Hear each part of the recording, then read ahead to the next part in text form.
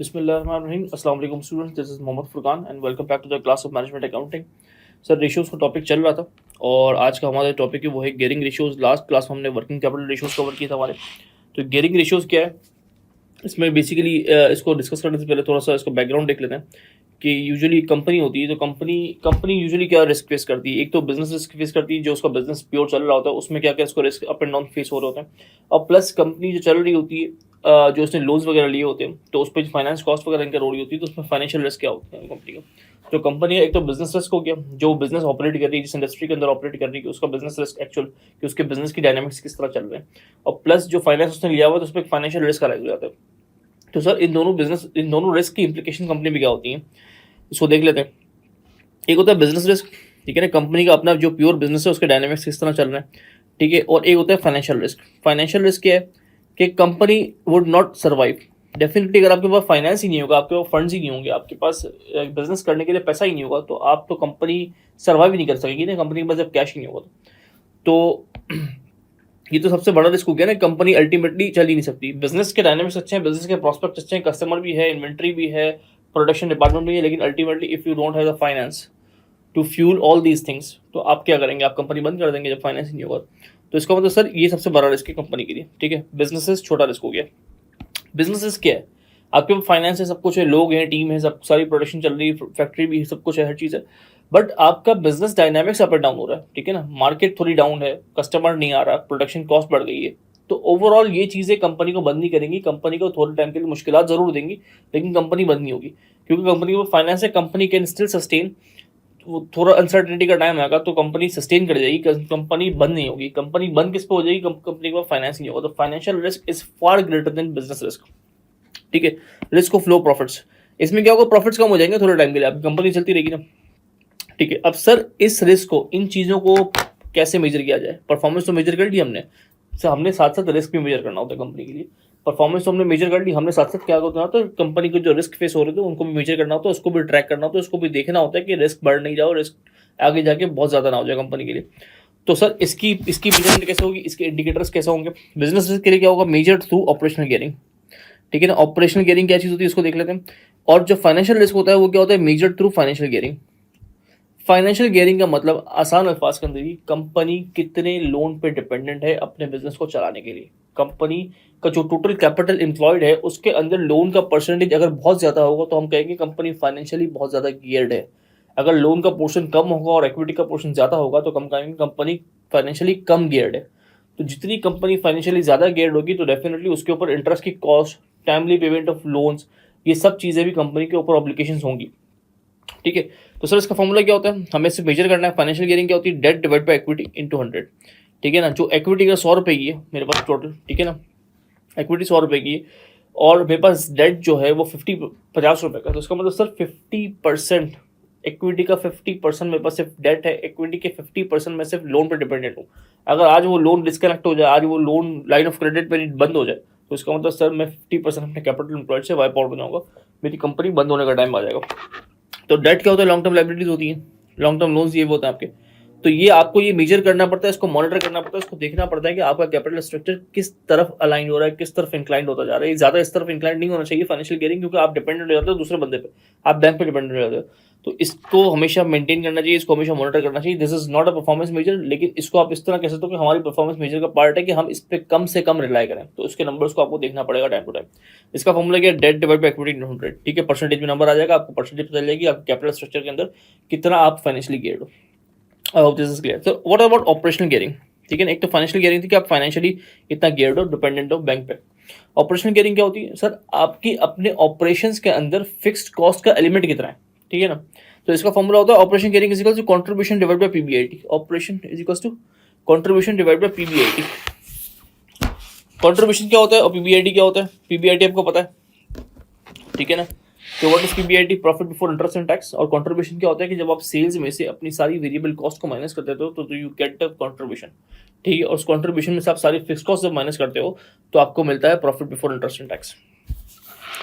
तो sir operational gearing क्या होती है। अब ऑपरेशनल गियरिंग का फॉर्मूला अगर आप देखें तो आपको जो डायरेक्टली प्रोपोर्शनल और इन्वर्सली प्रोपोर्शनल का कॉन्सेप्ट मैंने पहले समझाया था, उसमें क्या था कि अगर फॉर्मूला इस तरह हो आपके पास, ऑपरेशनल गियरिंग का मतलब क्या है, ये क्या रिप्रेजेंट कर रहा है कि अगर आपकी फिक्स कॉस्ट बहुत ज़्यादा है, आपकी फिक्स कॉस्ट बहुत ज़्यादा है, ठीक है ना, आपके एक्सपेंसेस में फिक्स कॉस्ट का एलिमेंट बहुत ज़्यादा है, तो सर आप कंपनी ऑपरेशनली ज़्यादा गियर होगी, कंपनी के ऑपरेशन में ज़्यादा कॉस्ट स्टक हो रही है, ज़्यादा कॉस्ट स्टक हो रही है, इसी वजह से आपका प्रॉफिट अल्टीमेटली कम आता जा रहा है। तो अगर मैं इस फॉर्मूले के थ्रू इसको सिर्फ एनालाइज करूँ कि मेरा अगर profit before tax interest rate कम होगा तो operational gearing using inversely proportional क्या होगी, बहुत ज़्यादा होगी। जब ये कम होगा तो ये ज़्यादा होगा। ऑपरेशनल गियरिंग ज़्यादा का मतलब मेरी फिक्स कॉस्ट का एलिमेंट मेरे ऑपरेशन में बहुत ज़्यादा है, जो मेरा कंट्रीब्यूशन को पूरा वाइप आउट कर देता है, क्योंकि कंट्रीब्यूशन के अंदर फिक्स कॉस्ट माइनस नहीं हुई थी। आपने कमाया कंट्रीब्यूशन, इसमें से फिक्स कॉस्ट निकालोगे, तो अगर फिक्स कॉस्ट का एलिमेंट ज़्यादा होगा तो ultimately profit before interest and tax का एलिमेंट कम आएगा। जब वो कम आएगा तो इसका मतलब ये शो करेगा कि आप ऑपरेशनली ज़्यादा गियर्ड हो, आपको अपनी फिक्स कॉस्ट को कंट्रोल करने की जरूरत है। तो ये नंबर आपको बताएगा कि आपकी ऑपरेशंस में कहाँ कहाँ चीज़ें स्टक हो रही है, कहाँ कहाँ एक्स्ट्रा कॉस्टिंग कर हो रही है, ठीक है। Low profit before interest and tax क्या होगा, low profit before interest and tax आएगा तो ऑपरेशनल गियरिंग ज़्यादा हो जाएगी। ऑपरेशनल गियरिंग ज़्यादा होने का मतलब है कि आपकी फिक्स कॉस्ट ज़्यादा है, क्योंकि कॉन्ट्रीब्यूशन और पीबीआईटी के दरमियान सिर्फ एक ही चीज़ आती है, वो होती है फिक्स कॉस्ट। तो आपको फिक्स कॉस्ट को मॉनिटर करने का सबसे अच्छा मेजर ऑपरेशनल गियरिंग, इसका पता चलता है कि आप ऑपरेशन में कहाँ कहाँ इनएफिशिएंट हो। I hope this is clear. Sir extra हमारे पास दो मजीद रेशोज हैं, the one is return on investment and the second is residual income. Return on investment is the same जो हमने पहले किया था कि जो रिटर्न ऑन कैपिटल एम्प्लॉयड था, एग्जैक्ट सेम फॉर्मूला है, सब चीज़ें वही हैं, सिर्फ इसका ऑल्टरनेटिव नेम है। अगर आपको रिटर्न ऑन इन्वेस्टमेंट से वो कैलकुलेट करवाए या रिटर्न ऑन कैपिटल एम्प्लॉयड से कैलकुलेट करवाए, फॉर्मूला विल रिमेन सेम, कोई इसमें डिफरेंस नहीं आएगा। ROI is equal to PBIT divide by capital employed into 100 multiply percentage, exact same, सिर्फ नाम का फर्क है, ठीक है। और एक हमारे पास है रेजिडुअल इनकम। इसको डिस्कस करने से पहले हम एक चीज़ और देखते हैं जो हम छोड़कर आए थे अपने सवाल के अंदर, return on capital asset turnover के अंदर, ठीक है। सर एसेट टर्नओवर में हमने एक ऑल्टरनेट टू ROC की डेफिनेशन हेडिंग डाली थी एंड देन भी हम इसको छोड़ दिया था, हमने इसको बाद में इसको देखेंगे, ठीक है। अब एसेट टर्नओवर ROC का फॉर्मूला तो मुझे पता था क्या था। अगर ROC का मुझे कैपिटल एम्प्लॉयड दिया हुआ है, मुझे profit before interest and tax दिया हुआ है, तो मैं ROC निकाल लूंगा। लेकिन अगर ये चीज़ें मुझे ना दी हुई हो तो कोई ऑल्टरनेट रूट है टू कैलकुलेट ROC? यस। कैसे निकालेंगे सर? मुझे ये पता है कि मुझे प्रॉफिट मार्जिन का, नेट प्रॉफिट मार्जिन का मुझे फॉर्मूला पता है, ठीक है, और मुझे एसेट टर्नओवर का फॉर्मूला पता है। ये दो फॉर्मूले में पढ़कर आया हूँ, ठीक है। अगर मैं इसको इससे मल्टीप्लाई कर लूँ तो I will get the ROCE। कैसे आई चेक करते हैं। प्रॉफिट मार्जिन क्या था? प्रॉफिट डिवाइडेड बाय सेल्स, ठीक है, मल्टीप्लाई बाय एसेट टर्नओवर क्या था? Sales divide by capital employed. अब सर अगर मैं इसको मल्टीप्लाई करता हूँ इन दो फॉर्मूले को, तो सेल कट जाएगी अप एंड डाउन से, ठीक है, मल्टीप्लाई हो रहा है, तो रह क्या जाएगा? Profit divided by capital employed. ये क्या चीज़ है? ये अल्टीमेटली ROC बन रहा है आपका। तो ROC का टेक्निकली अल्टरनेटिव शॉर्टकट क्या है? अगर आपके पास इन्फॉर्मेशन नहीं दी हुई, एग्जामिनर आपको इस तरह की इन्फॉर्मेशन दे रहा है जिसमें प्रॉफिट मार्जिन आप कैलकुलेट कर सकते हैं, जिसमें आप ऐसे टर्नओवर कैलकुलेट कर सकते हैं, तो इन नंबर्स को कैलकुलेट करके आपने सिर्फ इन दोनों को मल्टीप्लाई करना होगा, तो आपके पास ROC आ जाएगा without the need of PBIT and without the need of capital employed, ठीक है ना। तो ये दिस इज ऑल्टरनेट, आप इस तरह इसको कैलकुलेट कर सकते हैं। यही चीज़ मैंने वहाँ पे छोड़ी थी ताकि आप एसेट टर्नओवर सब चीज़ें कंप्लीट करें, फिर आपको ROC का दूसरा शॉर्टकट मिल जाएगा। तो ROC का एक तो अपना फॉर्मूला है, प्लस इसका एक ऑल्टरनेटिव नेम है रिटर्न इन्वेस्टमेंट का, दोनों का फॉर्मूला सेम है। और अगर ये दो चीज़ें ना दी हुई और आपके पास प्रॉफिट मार्जिन और एसेट टर्नओवर दिया हो, you just have to multiply both these numbers to get the ROC, ठीक है ना। इसको आपने देख भी लिया इस तरह का। Sir I hope this is clear. Working capital भी कवर हो गया, लिक्विडिटी रेशियोज भी कवर हो गया, और हमारे पास लास्ट चीज़ है residual income. What is residual income, ठीक है ना। ये भी हमारे लिए एक मेजरमेंट का एक टूल होता है कि कंपनी इसको चेक करती है कि आपकी रेजिडुअल इनकम से एक चीज़ क्या शो होती है। It measures of profits after deducting notional interest cost. Residual income का फॉर्मूला क्या दिया हुआ है? प्री टैक्स प्रॉफिट्स, जो भी आपने कमाया before tax, less notional interest cost. तो notional interest cost capital employed into multiply by interest rate. ये देख लेते हैं क्या है। सर कंपनी बिजनेस करती है, तो कंपनी बिजनेस कैसे करती है? बैक पे कैपिटल एम्प्लॉयड होता है, जिसकी वजह से वो एसेट्स खरीदती है, फिर वो एसेट्स को प्रोडक्शन में डिफरेंट जगहों पे इसको इन्वेस्ट करती है, फिर वो क्या करते हैं पूरा साल में उसको रिटर्न बना के देते हैं, फिर वो सेल्स आती है, कॉस्ट आती है, ultimately you make a profit and loss, उससे प्रॉफिट आ रहा होता है। अब सर रेजिडुअल इनकम क्या है?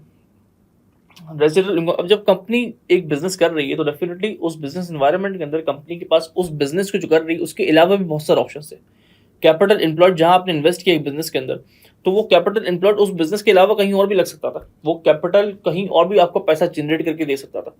ठीक है, तो अब आपको कंपैरिजन में देखना है, ओवरऑल मार्केट में देखना है, अपनी कंपनी से निकल के पूरा एक ओवरऑल देखना है कि यार अगर जो मैं बिजनेस कर रहा हूँ तो क्या मैं इस पैसे को कहीं और अच्छी तरीके से यूटिलाइज कर सकता था, नहीं कर सकता था, क्या मैं कुछ एक्सेस कमा रहा हूँ, नहीं कमा रहा, क्या मैंने जो बिजनेस किया ये ऑप्शन बिजनेस करने का मेरे लिए अच्छा है या नहीं, फिजिबल है या नहीं, कि ऐसा तो नहीं मैं दूसरी को अपॉर्चुनिटी बहुत अच्छी मिस कर रहा हूँ। तो सर इसके लिए हम चेक करते हैं what is the residual income to go in this business. आप इस बिजनेस को कर रहे हैं तो कोई आप दूसरी अच्छी अपॉर्चुनिटी तो मिस नहीं कर रहे। तो इसका मतलब क्या है, आप प्रॉफिट्स पहले निकालते हैं इस बिजनेस से, जो आपके एक्चुअल प्रॉफिट्स हैं, which is your pre tax profits existing. फिर आप देखते हैं कि यार अगर ये कैपिटल मैं कहीं और इन्वेस्ट कर देता, दूसरी अपॉर्चुनिटी होती, फॉर एग्जांपल बैंक का डिपॉजिट रेट बड़ा अच्छा था, ये कैपिटल में बैंक में रखता, 1 साल बाद इसका इंटरेस्ट आता और मैं देखता कि इससे कितनी इनकम होती। ये कैपिटल इन्वेस्टमेंट बिजनेस में लगाया, बिजनेस से प्रॉफिट्स है, और अगर यही कैपिटल इन्वेस्टमेंट बिजनेस में नहीं लगाता और 1 साल के लिए मैं इसको इन्वेस्ट कर देता, उससे एक रिटर्न आता, तो रिटर्न क्या आता है मेरे लिए, वो रिटर्न आप इंडिपेंडेंटली कैलकुलेट करेंगे और अपने प्री टैक्स प्रॉफिट्स में से उसको माइनस करके देखेंगे कि आपका प्री टैक्स प्रॉफिट्स कितना ज्यादा है, कितना ज्यादा उस रिटर्न से। फिर आप देखेंगे माइनस, तो आपको आ जाएगा रेजिडुअल इनकम कि यार मैंने ये तो कमाना ही कमाना था, इंटरेस्ट के नाम पर भी कमाना था, बिजनेस के नाम पर भी कमाना था, एक्सेस बिजनेस ने कितना मुझे दिया, तो ये आपको बताता है कि आपका बिजनेस एक्सेस कितना आपको पे कर रहा है। अगर आपको नंबर इससे कम हो रहा होता है या नंबर आपको मजीद आंसर का नेगेटिव हो रहा था, इसका मतलब ये कि आप दूसरी अपॉर्चुनिटी जो ज़्यादा प्रॉफिटेबल है वो आप मिस कर रहे हैं। ठीक है, तो ये चीज़ इसको शो करती है। इसको एक एग्जांपल से देख लेते हैं तो मजीद क्लैरिटी आ जाएगी। फॉर अभी पूरा डेटा दिया हुआ है, following data relates to the company, profit and loss दिया हुआ है, बैलेंस शीट दी हुई है। प्रॉफिट एंड लॉस में sales, cost of goods sold, gross profit, admin, selling and interest cost, tax and net profit दिया हुआ है। बैलेंस शीट एक्सपेक्ट दिए हुए, non current liabilities, non current assets, current assets. Interest rate 5% है। Required find ROI and RI। ROI का मतलब ROC बोलते हैं, रिटर्न इन्वेस्टमेंट बोलते हैं, या asset turnover into profit margin बोलते हैं, सब तीनों चीजें एक ही हैं। एंड RI का मतलब रेजिडुअल इनकम। अब सर निकालते हैं इसको सोल्यूशन। रिटर्न ऑन इन्वेस्टमेंट क्या है, PBIT divided by capital employed multiply by 100। तो मेरा PBIT कितना है, 18,000, और मुझे इसमें से 3,000 ऐड करने पड़ेंगे, तो कितना आ जाएगा, 21,000, क्योंकि मुझे ऐड करना पड़ेगा इंटरेस्ट और टैक्स को। और कैपिटल एम्प्लॉयड कितना है सर मेरा, 4 लाख। कैसे पता चला सर, मैं क्या करूँगा, non current liabilities. Total assets कितने हैं मेरे, 6 लाख, उसमें से मैंने करंट लाइबिलिटी निकाल देनी है, कितनी है, 2 लाख। तो कितना आ जाएंगे मेरे, अफेक्टिवली 4 लाख कैपिटल एम्प्लॉयड। तो ये मेरा बन गया 5.25%। इसको मैं मल्टीप्लाई बाय 100 कर दूंगा, तो मेरा ROC कितना बन गया, इसको मैं ROCE भी कहता हूँ, इसको मैं ROI भी कहता हूँ, और इसको मैं asset turn over into profit margin को मल्टीप्लाई करूंगा, तभी वही नंबर बनेगा मेरा। ठीक है, एक चीज तो हो गई। अब सेकंड है RI। RI का फॉर्मूला क्या था, प्री टैक्स प्रॉफिट्स, कि आपने अपने बिजनेस से कितना कमाया और इसमें से लेस कर दो notional interest cost. Notional interest cost कैसे आएगी सर, आपको अपने कैपिटल एम्प्लॉयड को मल्टीप्लाई करना पड़ेगा इंटरेस्ट रेट से, जो दूसरी अपॉर्चुनिटी अवेलेबल थी। तो आपके पास प्री टैक्स प्रॉफिट्स कितने हैं, प्री टैक्स करना है 18,000 प्लस 1 19,000, टैक्स ऐड करते हैं, pre tax profit less capital employed कितना था, 4 लाख, और इंटरेस्ट का रेट कितना था, 4%, 5%, सॉरी।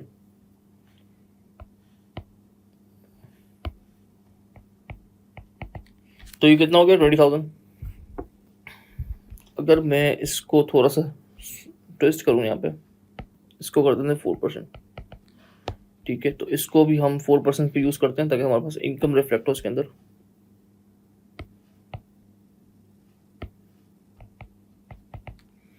%4, तो ये कितना हो गया, 16,000। अब मेरी रेजिडुअल इनकम कितनी निकली, 19,000 minus 16,000, 3,000। Sir this is my left over income, कि मैंने दूसरी अपॉर्चुनिटी से एक्सेस कितना कमाया अपने बिजनेस में जाते हुए। ठीक है, कि अगर ये पैसा मैं बिजनेस में ना लगाता तो मेरे बिजनेस ने मुझे उस पर एक्सेस दे दिया इफेक्टिवली।